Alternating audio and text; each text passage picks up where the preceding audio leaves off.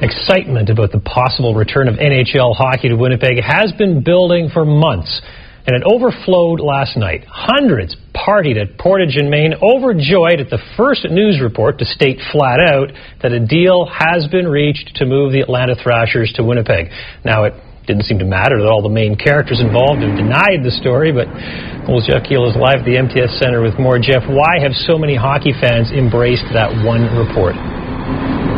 Well, because the report was by Stephen Brunt in the Globe and Mail, and that's the newspaper that's owned by one of the key financial players in True North, the group that owns the MTS Center, billionaire David Thompson. So fans here are trusting Brunt and his sources, and it's also the first time somebody has definitively said that this deal is done to bring NHL hockey back here to Winnipeg. So just like where Dale Howardchuk and Bobby Hull were signed many years ago, Winnipeggers flocked to the city's most famous intersection. Hundreds of hockey fans jetted to Portage in Maine last night at word the NHL is coming home.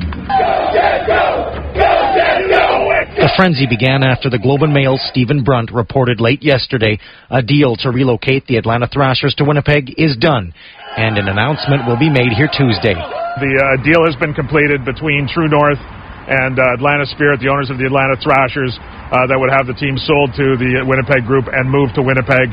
The newspaper is partially owned by billionaire David Thompson, a partner with Winnipeg's True North Group, who owns the MTS Center. True North was quick to deny the story, saying no formal statement is coming out from True North. The story is inaccurate. So has the NHL and the Atlanta Spirit Group. And season tickets went on sale in Atlanta today, and fans there are still planning to rally tomorrow in a last-ditch effort to save the team. I think Tuesday could be an interesting day. The Premier hinted at an announcement next week, and the Mayor is confident an agreement has been reached, saying it's likely just a matter of the players involved signing on the dotted line. Do I think they're moving in the right direction? Yes. Have they got an understanding? Yes. Do they have it in black and white? No. Which is why they're probably all telling the truth. But even if the deal is done, there is still the question of what the team will be called.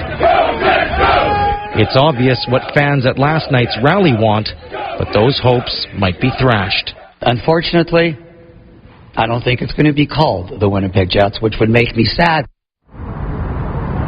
Now, the story also talked about possible VLT revenue from the province to True North to help them with this NHL bid. The Premier today not wanting to talk about that. He wouldn't comment. He's saying, let's just wait for Tuesday. We'll see what happens over the weekend. But all of that aside, Peter, this could be setting up for one of the biggest days in Winnipeg's history.